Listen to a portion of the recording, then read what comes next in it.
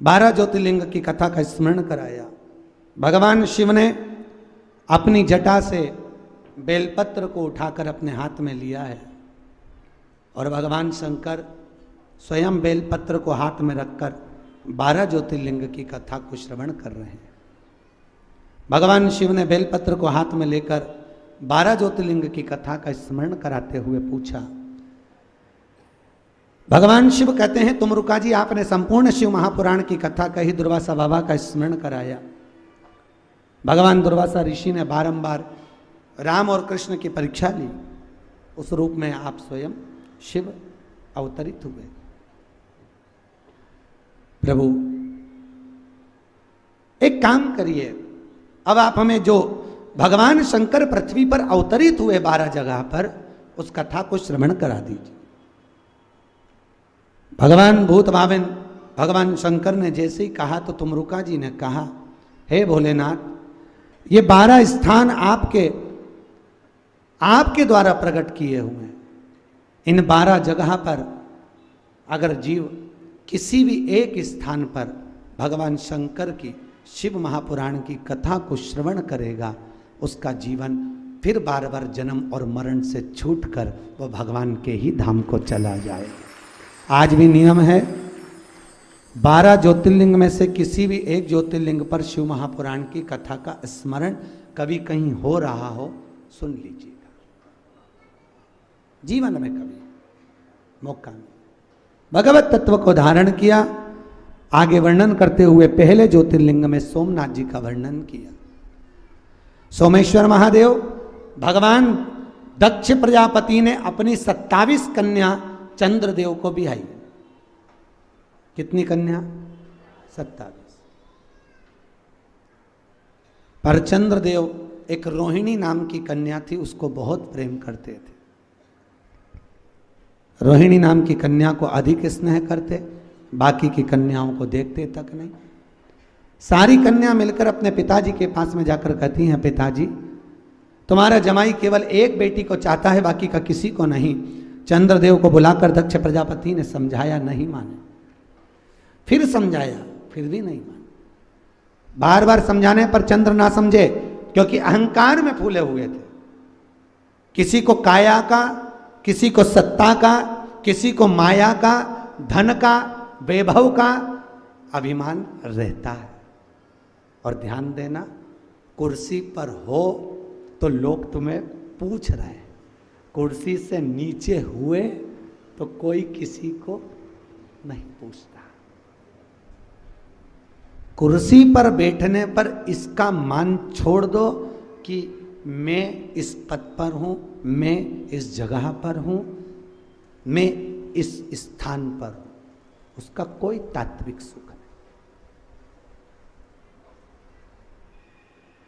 उसका कोई तात्विक सुख नहीं। आमदार की कुर्सी पर, खासदार की कुर्सी पर, विधायक की कुर्सी पर, सांसद की कुर्सी पर, आदि की जितनी कुर्सियां हुई हैं, जितने पद हुए हैं, चाहे सीएम पीएम जितने भी पद होते हैं, अध्यक्ष उपाध्यक्ष आदि जितने भी पद होते हैं, उन पद पर जो बैठा है उस कुर्सी की महत्वता है। जब वो उतर जाता है तब उसको कोई नहीं पूछता। इसलिए शास्त्र कह रहा है, शिव महापुराण कहती है, अपने पद पर रहो तो अभिमान से विमुख होकर सत्कर्म करते रहो। कुछ काम ऐसा कर कर जाओ कि जिंदगी भर लोग याद रखें कि ये कार्य अन्नपूर्णा क्षेत्र महेश्वरी महिला मंडल ने करा है। लोग याद रखें, अपनी कुर्सी पर रहकर उस कुर्सी का सदुपयोग करिए, अभिमत्ता में नहीं, अहंकार में नहीं। अहंकार रखकर अगर हम कोई कर्म करेंगे तो लोग बाद में कहें, हाँ होता रहता, उतरेगा, दूसरा बन जाएगा, फिर उतरेगा, तीसरा बन जाएगा, कौन गिन रहा है? पर पद की प्रतिष्ठा को बनाइए। शंकर सबसे ऊंची कुर्सी पर बैठते हैं, देवों का भी देव, महादेव की कुर्सी है। उसके बाद भी कभी शंकर ने किसी से आशा नहीं रखी कि मुझे प्रणाम किया जाए। ससुर ने श्राप दिया, तू शमशान में रहेगा। बाबा भोलेनाथ खूब नाचे कि मेरा ससुर ने मेरा भला सोचा। क्या सोचा? भला। मेरा प्लाट शमशान में दिलाया जहां कोई कब्जा ही नहीं करेगा। कितने प्रसन्न थे। कहे दुनिया। लोग उसको गंजेड़ी कहते हैं, लोग उसको भंगेड़ी कहते हैं, लोग चिलम पीते हुए फोटो बना देते हैं, लोग कुछ भी कहें, पर बाबा भोलेनाथ जी कहते हैं तुम्हारी मर्जी पड़े जो कहो, मेरे कोई फर्क नहीं पड़े।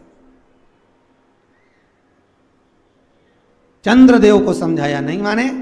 दक्ष प्रजापति ने श्राप दे दिया, चंद्रदेव तुझे इस काया का अभिमान है, मैं तुझे श्राप देता हूं, तेरी काया क्षणित होगी, गल गल के गिरेगी। काया का रोग हो गया, नेत्रों से जल बह रहा। पहले फूल लिया, खूब फूला, खूब अभिमान रहा, खूब अभिमत्ता में फूला, और व्यक्ति जब अभिमान से नीचे गिरता है तब मालूम पड़ता है। चंद्रदेव आंख में आंसू भरकर देवर्षि नारद के पास गए। नारद जी, मेरे ससुर ने मुझे श्राप दिया है, आप कुछ कहो, आप कुछ बताइए, आप कुछ करुणा करिए।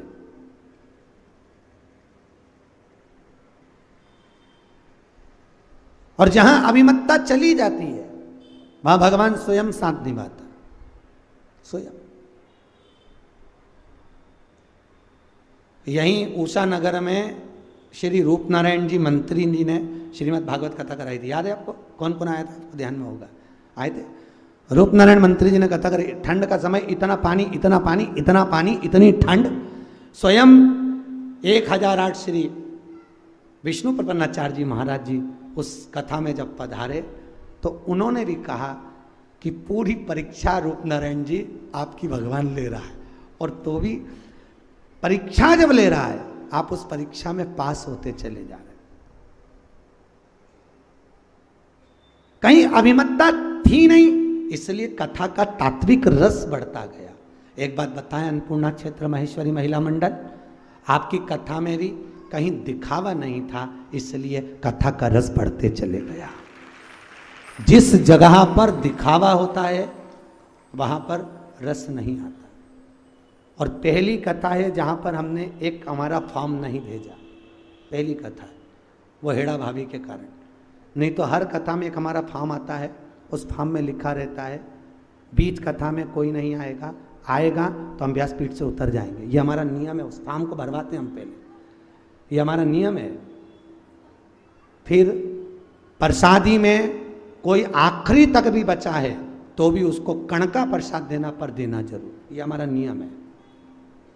कोई भूल से भी अगर बाद में भी आया है तो भी उसको प्रसाद दो, ये हमारा नियम। तीसरा हमारे नियम बता रहे हैं हम, जो फॉर्म भरवाते हैं उसका, कोई भी कथा में आया है उसको अगर शरीर में कष्ट है उसकी कुर्सी की व्यवस्था आपको करना है। उससे जमीन पर बैठते बन जाए ठीक है, नहीं तो आपको उठना पड़ेगा और उसकी व्यवस्था, उसको कुर्सी देना पड़ेगी। क्यों? क्योंकि बेचारा इतनी दूर से आया है, उसके शरीर में कष्ट होगा, वो ठीक नहीं लगेगा। कोई अतिथि कथा में आ रहा है, कोई आमदार, कोई खासदार, कोई विधायक, कोई सांसद, कोई कथा में आए, कथा के पहले बुलवाओ या बाद में बुलवाओ। क्यों? उसका हम भी सम्मान करें, उससे हम भी मिलें तो हमको भी अच्छा लगेगा। हम उससे बात ही नहीं कर पाए, फिर कथा में लग जाए तो उसको लगेगा बताओ महाराज को कितना अहंकार कि हमसे बात नहीं करी। भगवत तत्व को धारण।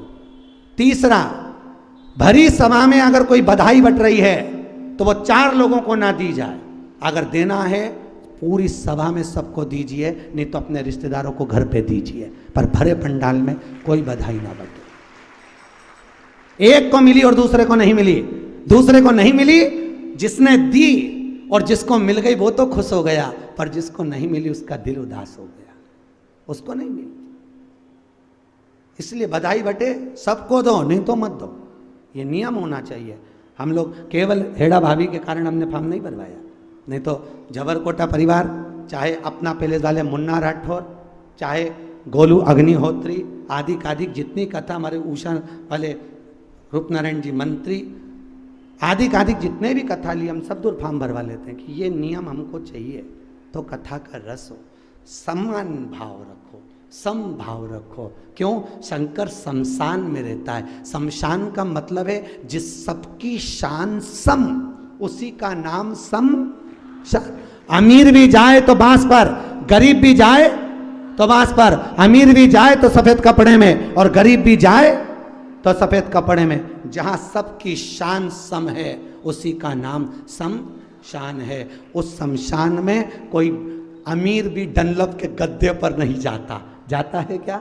सब बांस के टुकड़े पर जाते हैं। तो फिर क्यों अभिमान, क्यों अभिमतता? सब बराबर। पुराण चाहे शिव पुराण हो चाहे भागवत पुराण हो, कभी किसी पुराण का शुल्क नहीं निश्चित करा। आप लोगों ने जो दिया वो लिया। कल से ये ना कहिए कि मिश्रा जी ने इतना लिया। ये अपने जीवन की 998 नंबर की कथा कर रहा हूं और 998 कथा में कोई नहीं कह सकता कि मिश्रा जी ने कुछ लिया। और शिव महापुराण का नियम है 2 साल गौशाला को बनाने में केवल 4-6 महीने 8 महीने की और देरी है, बस उस माँ के लिए मांगा है। और आप लोगों का प्रेम इतना, कई लोग कहते महाराज इतना सोना क्यों पहन के बैठते हो? और महाराज तो बैठते नहीं। हमने कहा तुमने दिया हम पहनेंगे, तुम्हारे पास भी है पर तुमने लाकर में धर दिया, बाद में बहू को दे दोगे, बेटों को दे दोगे और मर के चले जाओगे, पहनोगे कब? बस अंतर इतना है, हमको दिया इसलिए हमने पहना। आपके पास भी है और दुनिया में ऐसा कोई कथाकार नहीं जिसके पास सोना चांदी नहीं हो, खूब है पर नहीं पहनता, फिर भी गरीबड़ा बन करके हमारे पास तो कुछ नहीं, आप तो दो, तो खूब दिया। और आपका आशीर्वाद इतना है जीजियों, आपको बहन कहता हूँ, आपका इतना आशीर्वाद है, इतना आशीर्वाद है, बाबा की इतनी कृपा है कि 2019 के जुलाई तक कथाएं खूब है, उसकी कृपा।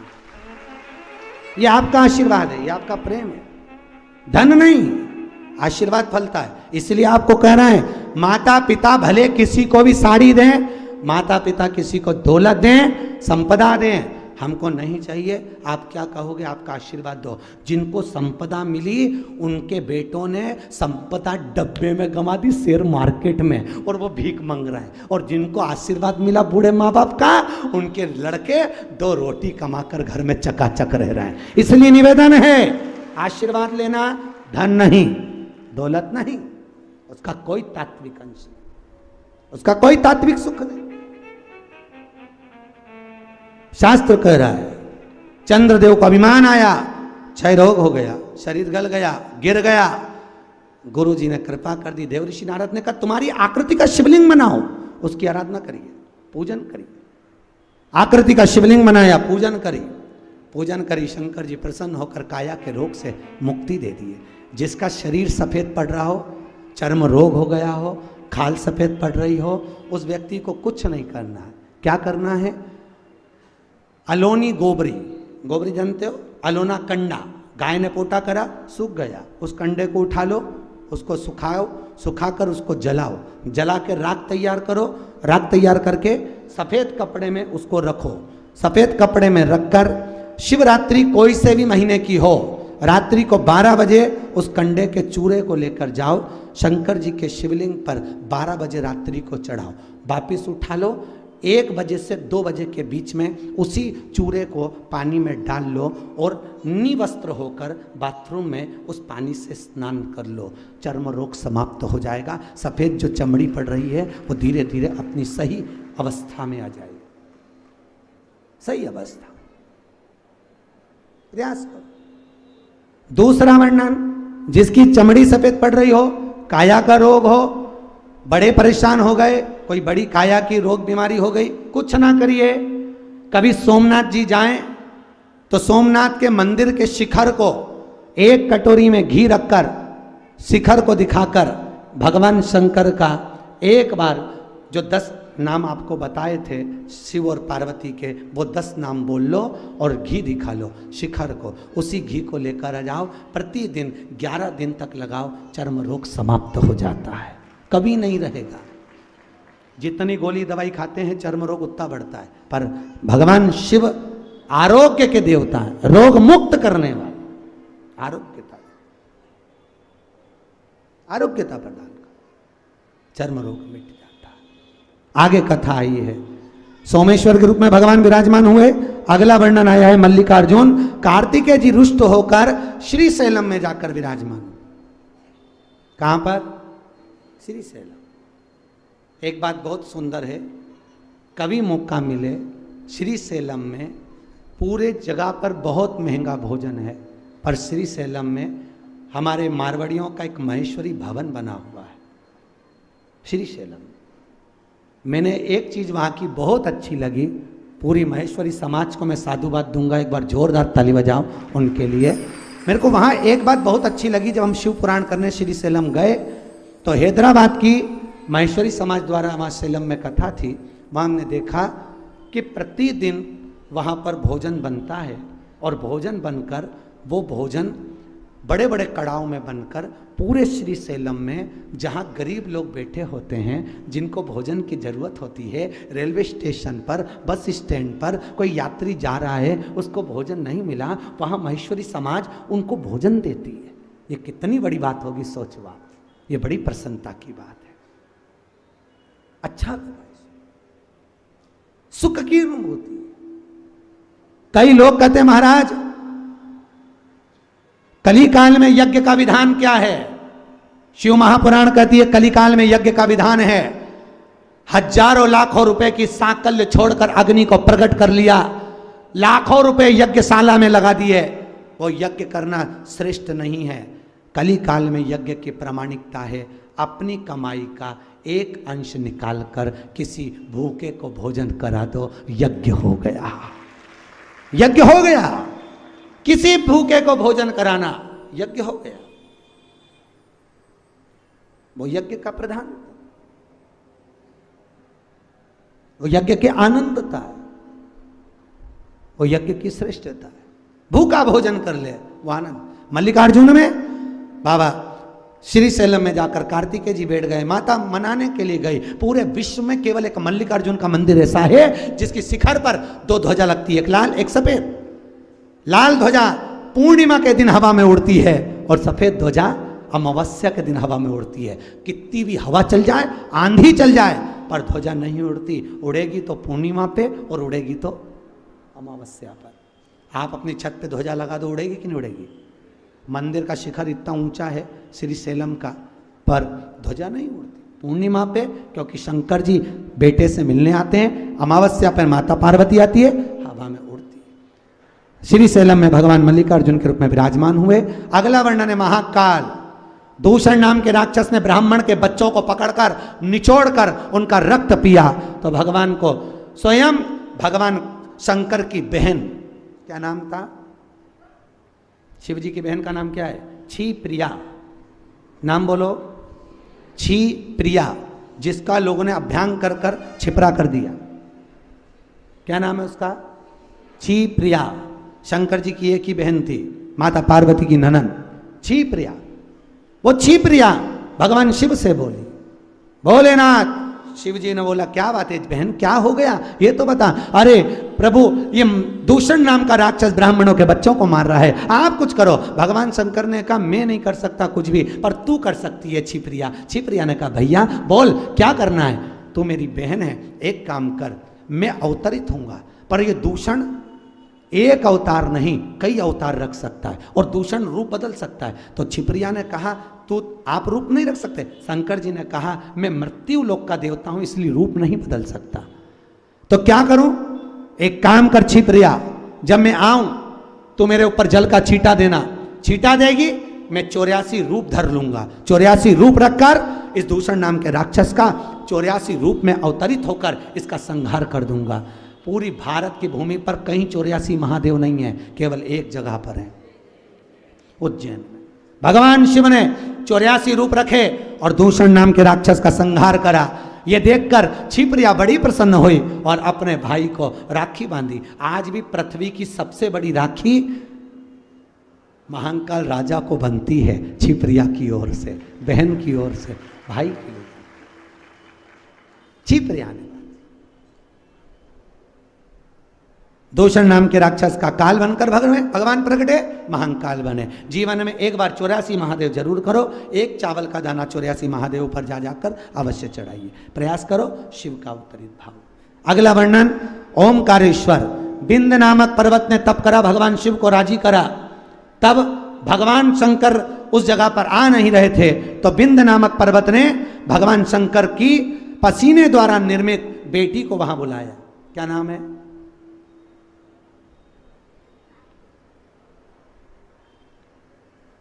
अरे शिव जी की एक बेटी जिसको मान्यता नहीं मिली थी पर गुप्त रूप से बेटी थी, क्या नाम था? अशोक सुंदरी तो पुत्री है, वो तो गोदी में रहती है। अरे यार इतनी बार आप लोग स्नान कर रहे हो। नर्मदा,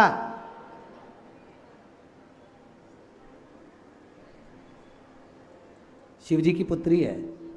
शंकर जी ने जब तप करा था उनके शरीर से पसीना निकला, पसीने ने स्त्री का रूप ले लिया, नर्मदा पुराण में लिखा है। उस स्त्री का नाम क्या पड़ा? नर्मदा। नर्मदा जी के पति का नाम क्या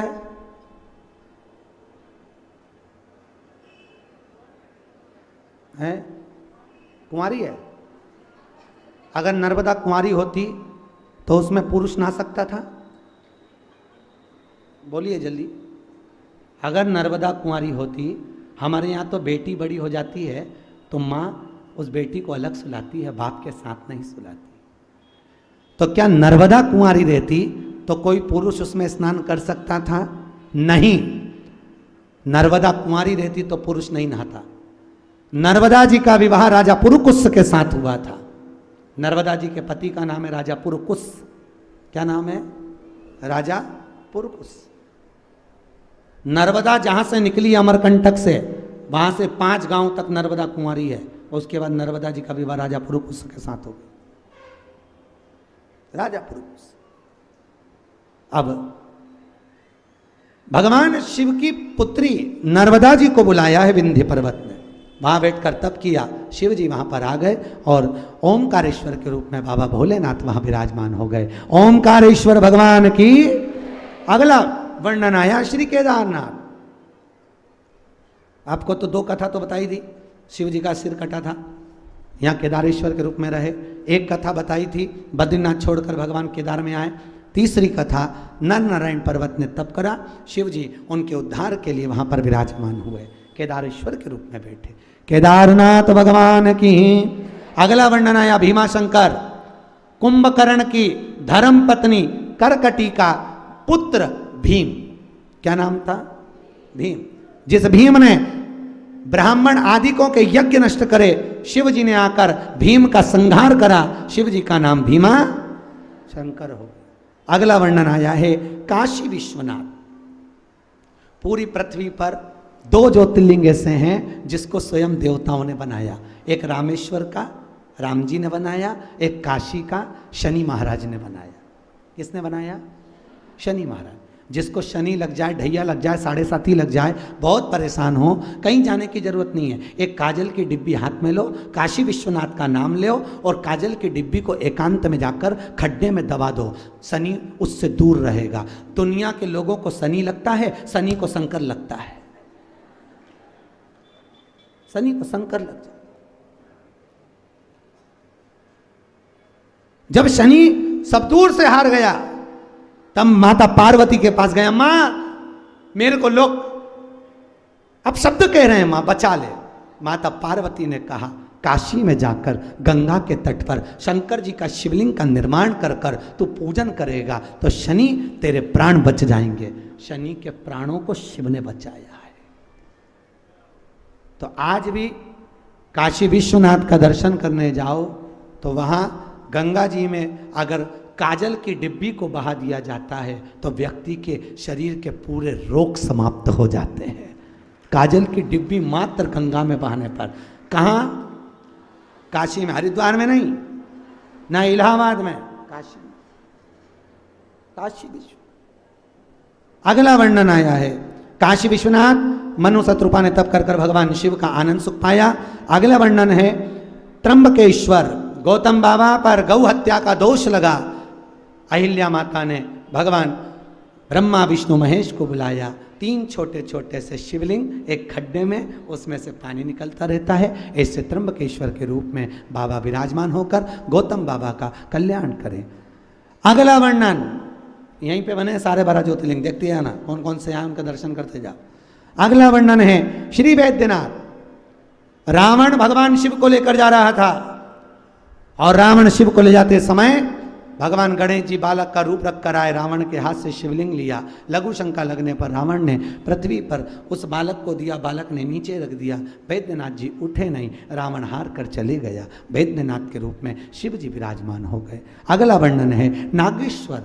दारुक नाम के राक्षस का संहार करने के लिए भगवान शिव यहाँ पधारे और नागेश्वर के रूप में विराजमान हुए।